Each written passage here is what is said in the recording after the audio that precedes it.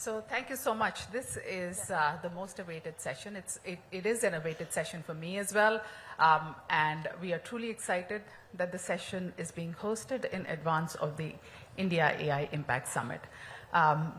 Thank you to the team Carnegie. Done a stellar job every year with the Global Technology Summit. Thank you to METI as well as Ministry of External Affairs, but also my panelists who are representing their own ministries, but also co-chair of the working groups. So my first question, I would dive into the panel straight away. I'm actually looking forward to hearing from them rather than provide a precursor to the panel. We already know the context that we are going to be understanding the priorities of two of the working groups that are pretty significant. So maybe I'll start with you, Mr. Garg. Tell us about the working group that you are leading, which is on democratizing AI. What are the priorities? What do you hope and aspire to accomplish? And why is it important for such a working group that India has instituted working with the other partners? Thank you. First of all, a pleasure to be here and great to see the 2 days discussion that have happened. So as possibly all of you are aware, we are having this AI Impact Summit in February, between the 15th and 20th of February. And as a run-up to that summit, 7 working groups had been set up, 7 chakras and 7 themes they cover. One of them is on democratizing AI resources. And the reason and the mandate of this group is to look at how the AI resources can be available to all. So we are looking at issues of access, of affordability, and as we delved into it, issues of agency also.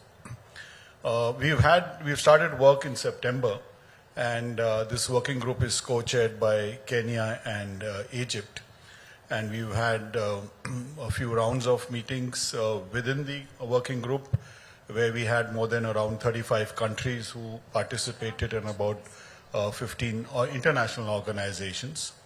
Apart from that, we've had stakeholder consultations both within the country with those who are interested, and we had also as an international stakeholder consultation with people from different countries who are interested in this. So the kind of response that we have received is excellent. And we are looking at issues of AI resources, the 4 resources which are obviously, we're talking of compute, we are talking about data sets, we're talking about models and talent, and obviously overarching governance issues across these 4 AI resources. And the reason I suppose that we are looking at these AI resources is the fact that the benefits of AI would need to flow across to all people so that no one is left behind. At present, obviously there is some amount of skewness in these resources. So we're looking at how to ensure that the AI resources would be available both in terms of access and affordability. So I'll stop here, and I'm happy to get into details, but maybe I'll stop here for the present. No, thank you so much, Mr. Garg. Maybe Debjani, and I should have actually pulled back a little bit in terms of the context of AI as well in Global South, and maybe that's where you start before speaking about the priorities of the working group that you are leading. A little bit in terms of, this is the first one that India is hosting. It's the first Impact Summit that's coming from Global South. How is India seeing it? And then perhaps dive into the working group priorities. Thanks, Archana. So, there's been around 4 global AI summits, right? And the first one happened in UK, and that was focused on safety. And out of that came the concept of safety institutes, which a lot of countries have now picked up. Then you had Korea, then Paris last year hosted the 3rd AI summit. And they called it the AI Action Summit, right? And the focus was on action, and the focus was also, I think, a large part of the takeaway from Paris was about the concept of control of AI came out pretty strongly. What India is doing, this is the first ever AI Impact Summit, and I want to make that very clear, right?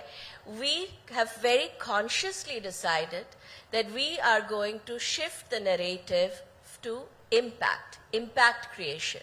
And I think that's a shift that is needed globally in the AI narrative.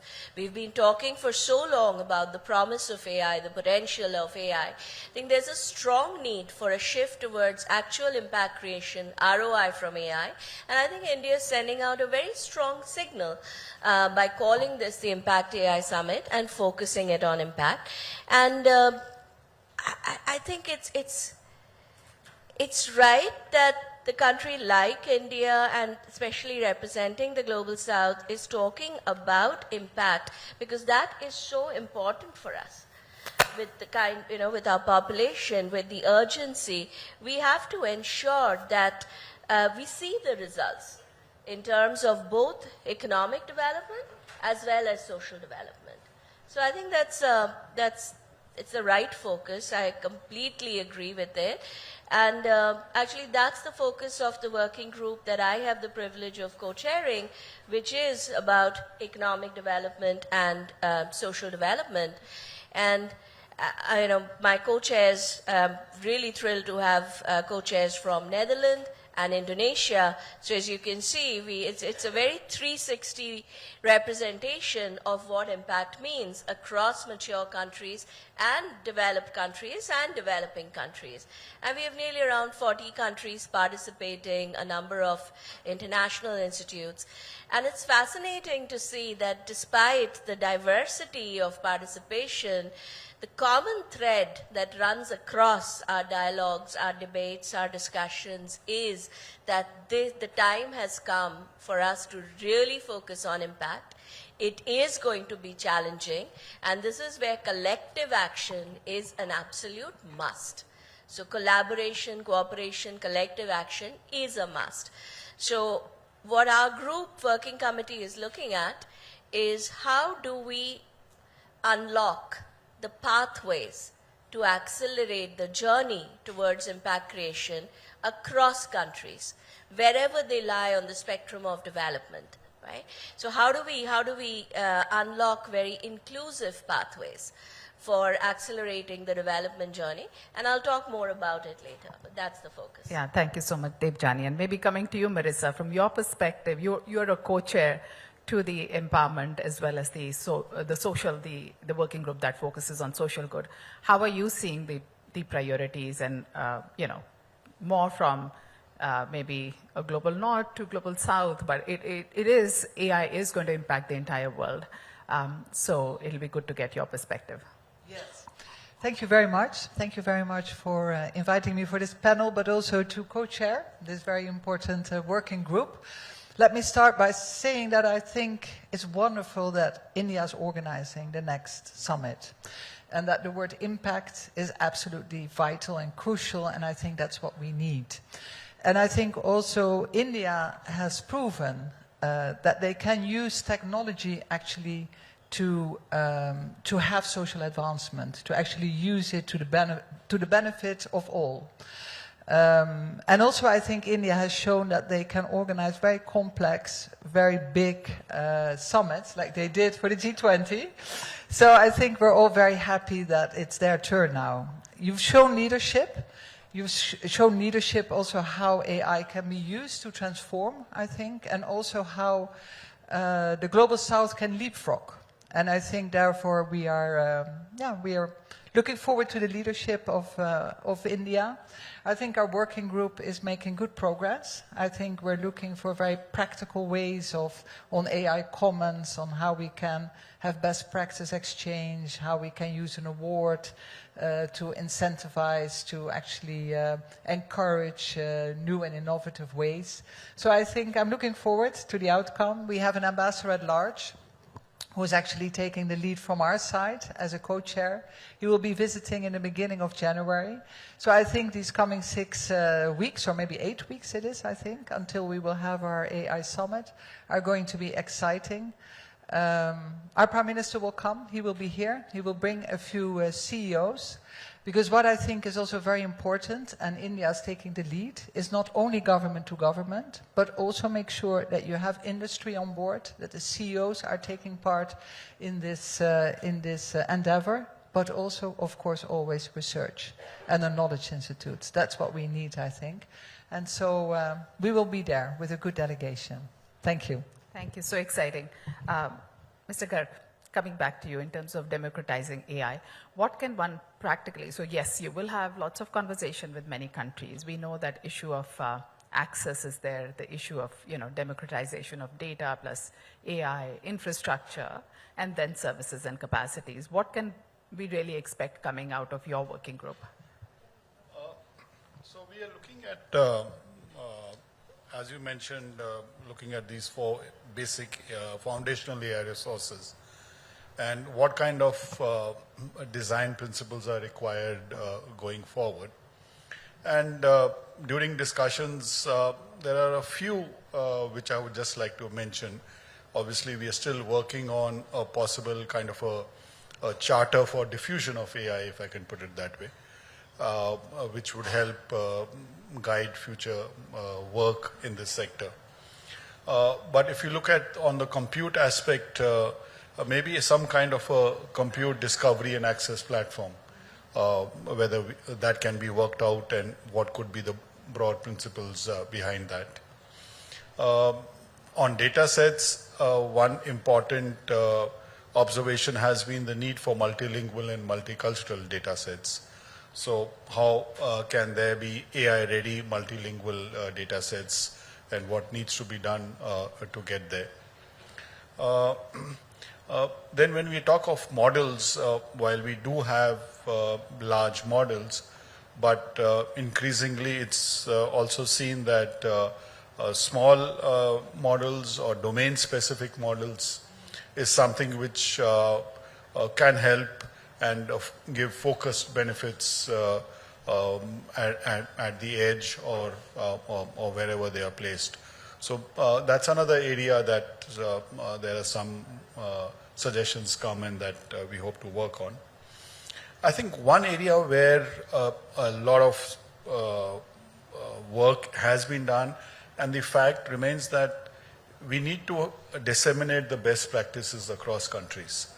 And partnerships and collaborations and cooperation across countries would be essential to ensure that we don't try and reinvent the wheel every time. So, and that those best practices can be in terms of skilling, it could be in terms of models, it could be in terms of data sets or any. So I think that was that's one important area that we've been discussing. And more broadly, to expand this, what kind of a collaborative consortium mechanism can be thought of? So that is something which would really help to kickstart AI use in those countries where it's not so much prevalent, and in others to really further develop it. And the last point, if I can put it, is that we need to recognize that there are a number of stakeholders. It's the countries, the international organizations, the philanthropics, the private sector, other civil society organizations. So what kind of blended financing mechanisms that can be considered, which would help, depending on the context and the stage, what can be done. So these are some of the principles that we've been discussing, and let's hope that we are able to move forward on that. Very practical segments that you've spoken about. I'm sure that you're going to get many questions on those, but I'm really excited that these are very concrete steps and not necessarily discussions in terms of, okay, let's just have collaboration. So, and that's what we had seen in G20, very action-oriented agenda, and that's what we're expecting out of the AI Impact Summit as well. Debjani, if I can ask you, in terms of, you spoke a lot about impact, right? What does impact really mean when it comes to the working group that you lead? What can one expect, if you can throw more light on that? Yeah. Well, as Secretary Garg, the work he is doing to democratize all the critical resources, I think that's the biggest unlock we need for creating impact. So may the force be with you. I hope you're able to absolutely do what you've set out to do. I think that's the biggest need today, right? How do you democratize access to critical infrastructure? What we are looking at is assuming there is that foundation, there is access. How do we now figure out the pathways to turn our investments in artificial intelligence, how we use artificial intelligence or other technologies to solve real problems and solve them at scale? Now, funnily enough, you asked what impact means. In our group, the definition of impact per se differs from country to country. Everyone has a different way of describing impact. But if you break down the problem and you sort of break it down into smaller problems, and you see that at the heart of it, it's really about return on investment. It's about, are we doing enough to change lives? Are we creating livelihood? Are we increasing productivity? Are we improving healthcare? Are we improving education? Right? So these are the questions that countries are answering. So we are looking at both. I think it's very good that we are looking at both economic development and social development, because you cannot do one without the other. Then you make it worse. So while these technologies have a critical role to play in augmenting productivity, and productivity is what gives you the economic growth. So augmenting productivity, how do we ensure it's not happening only the white-collar workers or the top-line jobs? How do you ensure that this also percolates, diffuses to the grassroots levels? For example, in India, you have nearly 4.9 million informal workforce. Right? That's 90% of India's total workforce. And no one ever talks about technology for that sector. So how do we ensure that as we are talking about economic growth, it's not just about GDP, but it's really about per capita. We're talking about per capita GDP, because then you bring everyone into the conversation and you start thinking about what does productivity look like across the pyramid from top to bottom. So that there's a lot of work going on to think through some of these things. And I think what we have, it's really about institutionalizing the processes for collaboration. That is, if we can do that, then you are going to see the impact carry forward. So it's really about that. It's how do you create the processes which will last way longer or beyond the summit. And what we are looking at is, one, how do we create sort of curation or there's so much of good work happening across countries. And as we discuss in our group, every country has a story to tell about what they have done. Unfortunately, even within this group of 40 countries, 39 are not aware of what this one country has done, and it's always an aha. Oh, wow, you have done this. So how do we break that? How do we break the silos and move from silos to scale by creating that awareness about the good work that exists across the world? And not just what you have done and what impact you have created. In fact, one rule we have is we are not going to call them use case repository, which is what the term everyone uses. We are calling it the impact stories. Because there's no point talking about just solution or innovation unless it results in real impact. So we are showcasing the kind of impact that technology can create and adding to it tools that will help countries scale and replicate. So that's one part of it, which is the commons that Ambassador referred to. And the second thing we are looking at is, I think it's time, so far there have been a lot of awards for innovation. I think it's now time to shift the focus on recognizing impact creation and recognizing it at a global level. So we are also thinking about establishing almost sort of the nobles of AI impact. A really well-respected global award or recognition system to recognize countries that do the best job of using this technology to create real impact. So those are the two things that we're working on. Yeah, thanks. As the legacy continues because this Impact Summit will have, it will move to another country, and I think recognition at a global level will, and some of the ways that you're thinking about in terms of institutionalizing impact is going to be super significant along with rewards as well. So Marisa, from your perspective, what do you think the role of international stakeholders and international partners is going to be when it comes to this, either the working group or the Impact Summit? How can they play a role, and what role are you seeing countries play at this point in time? The success is only going to be when everybody sees themselves and joins hand in advancing the priorities. Yes, well, it's absolutely crucial. I mean, we have to do it together. It's a fairly new technology. If I look at my own country, I could see that 2018-19, we started regulating, thinking about it, discussing. A lot has happened ever since. And it's also a general purpose technology. It's like electricity, it's like the internet.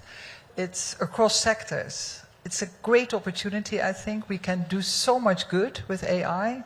It was mentioned already, like in healthcare, for example, or in agriculture, in many different sectors. We can do an enormous amount of good, but there are also risks involved. And so we have to make sure that we take the opportunities, that we also look for making sure that everybody can be connected, that there's equity involved as well. I think that's also high on the agenda. But I think we also have to look at the risks, always. And I've been ambassador at NATO. I was working in our Ministry of Defense. So I was also a little, what's the best word? We were all watching it closely because on the one hand, also in the military domain, it has great opportunities. You can do so much quicker analysis of certain threat situations, so there is also a great opportunity for your whole defense system, but there are also huge, huge risks involved as well. So I think we can only do this together. We can only sit together, talk about it, see where we make sure that we can take all the opportunities that are there, that we actually share that with the rest of the world, but that we're also vigilant for the risks involved.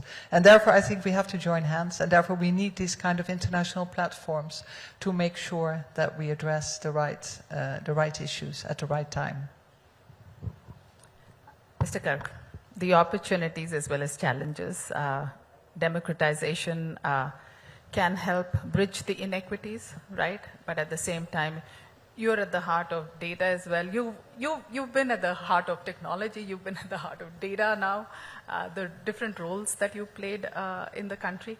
Tell me, how are you thinking about normalizing some of these risks as well? Because this is going to be a pertinent issue that is going to be raised at every level in the summit. So, the risks are there, and I don't think anyone can deny it. But the risks, I suppose, with any change, there are always opportunities and there are always risks. So I won't dwell on the opportunities aspect, but the risks are of different types, if I can put it that way. There are safety issues, security issues, issues of ethics.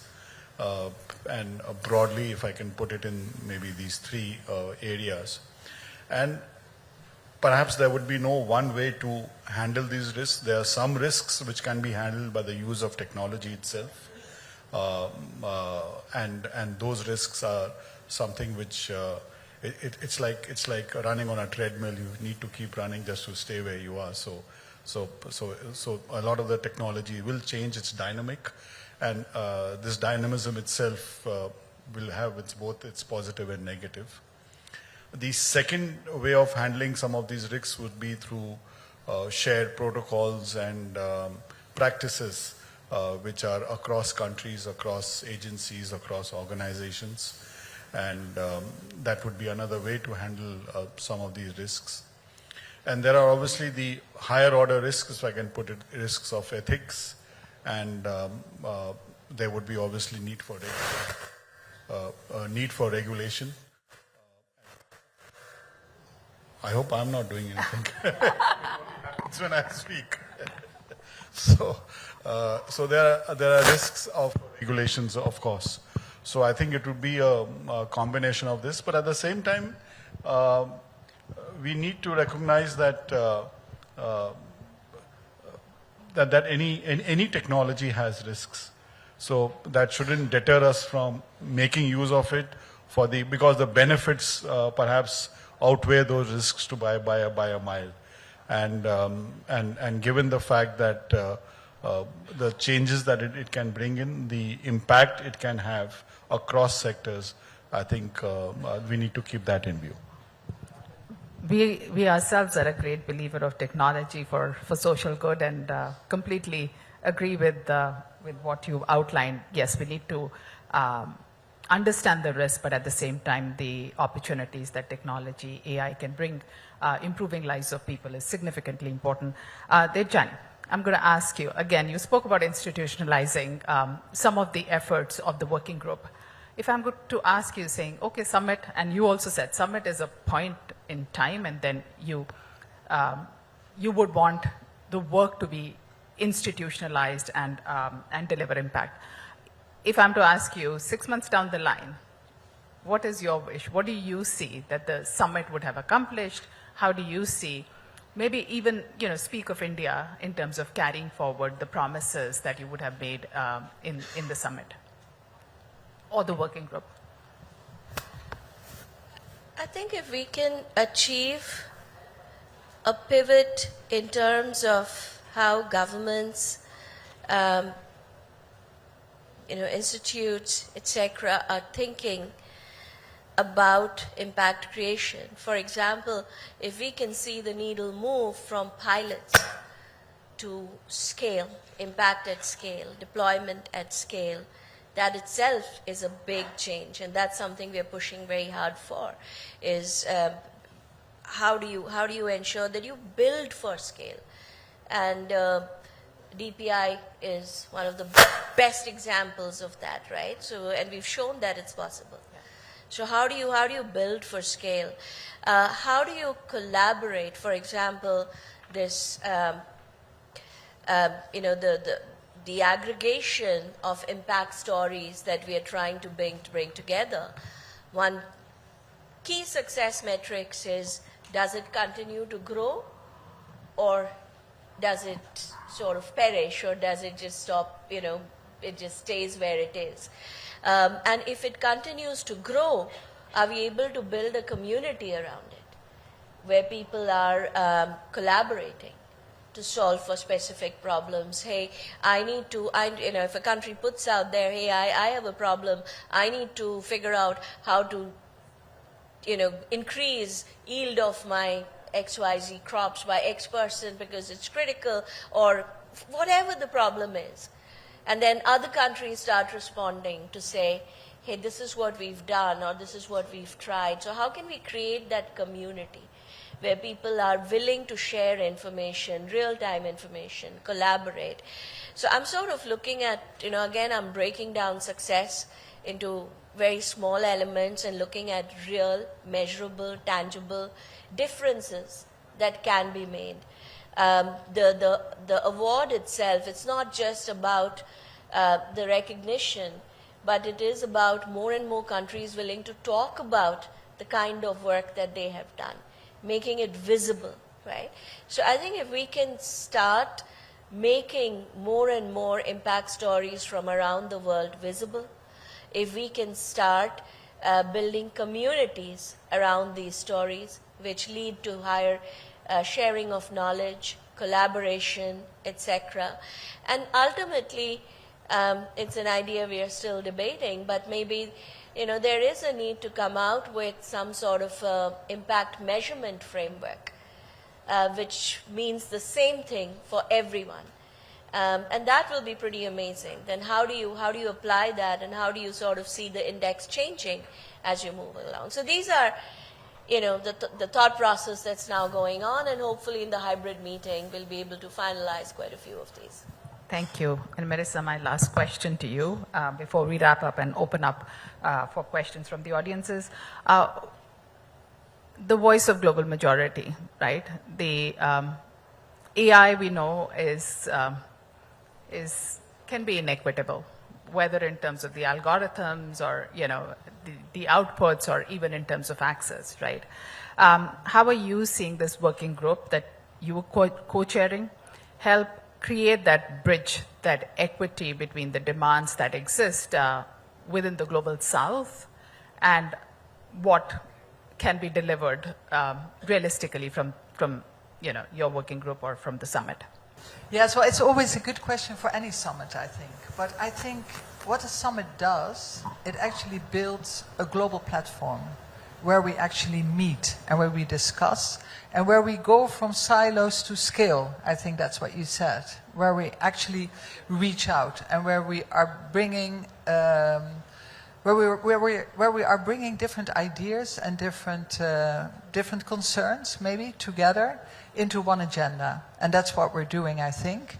I do hope that somehow by bringing in business and industry and bringing in research institutes and having all these governments around the table, we are working as the Netherlands together with India on the key enabling technologies. So I'm sure that there will be really good ideas where we can put funds together, where we can do research together, where we can publish maybe articles together or unite universities or exchange students. Or I really see it as a platform where many ideas can flourish and where we can discuss and align policies maybe.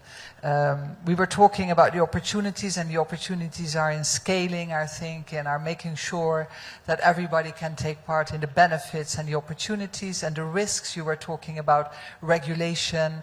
I also think transparency is very important to mitigate the risks.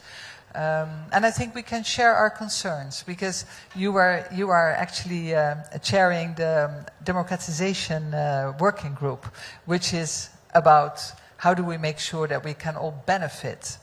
But maybe it's a personal concern, but now that I have the microphone, let me share it with you as well. I'm also sometimes concerned about how AI can undermine our democracies. What we see nowadays on people not believing anymore what's real, what's unreal, how you can actually manipulate any news fact. And that's something I hope will also be discussed, because it's a negative impact of AI, and we should really mitigate it in also to protect our elections, I think. So this is a personal note, but I do think that creating such a platform under the leadership of India, with their enormous experience in actually using technology for the good of everyone in your country, I'm really looking forward, and I think there will be a lot of very concrete outcome as well. Thank you so much. And with this, I'm going to open up for questions. Please raise your hand, state your name and the organization, and go to the question straight away. So that, and if you have a question for a particular panelist, please go ahead and ask. Maybe here, we start here and then we can move to the center. Honeybee Network. Debjani, I've got to thank you for articulating so well the impact priority and the bottom end of the pyramid, considering India is such a big opportunity in the rural ecosystem, and that's the space we are focused on. A couple of examples that you said are maybe prototypes, are initial case studies or impact options that you've been prioritizing that could then be taken to scale, if you could just share in maybe agriculture and healthcare. And Archana, at Gates Foundation, you do a lot of work at the grassroots levels. If you could just elaborate places where you see with the work that's been done, which is specifically AI enabled, which can be scaled up, but is impacting large rural communities? So we have sent out the RFI for impact stories to all countries, and it's in the process of coming in. So once we have got all the impact stories in and we are able to curate, then I'll be able to share what kind of stories is going to go out there. But just based on the discussions we are having, I think you're going to see a lot of stories in areas like agriculture, education, healthcare, social development, sanitation. So you're going to see a lot of stories in these areas which are priorities for most governments, right? So I think you will see a diverse, and that's our goal, to really have a diverse set of stories out there. But right now, we're in the process of getting all the inputs, and once we have it, we will definitely curate.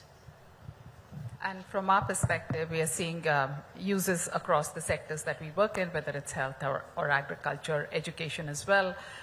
If I would start to say what are these use cases in the case of agriculture already, farmer advisory in terms of whether it's the weather pattern, whether it's in terms of pest control and all that, and even in healthcare, it'll be healthcare advisory, but all in all to say that India has built such a fantastic infrastructure, which is the public infrastructure on and digital access that has been created, which is allowing the data flows in an open way, which then enables AI to build models. And even in terms of the work that's been done in when it comes to languages as well, our work with different partners can only catalyze that further. Thanks a lot. That's been a great question. Thanks. Hi, this is Neil this side. I am with InMobi right now. It's India's first unicorn. So my question is to Saurabh sir. So with the focus that the government has started putting on regulation of technology, and still the government wants to go to the path of deregulation, what do you think becomes the role of a concept like regulatory sandbox when it comes to AI? And I think one of the best examples that we have in the country is in Telangana, where the T-Hub was the best example of how a regulatory sandbox facilitated AI coming in and a lot of impact across various sectors.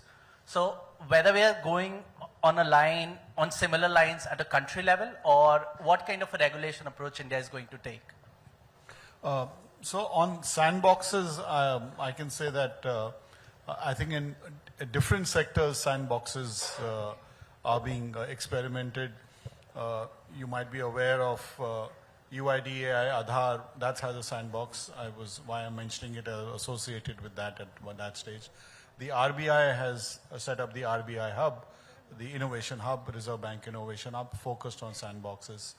And as you mentioned, Telangana and so many others. And I think that's the way to go, because one step before sandboxes is the large number of hackathons that happen.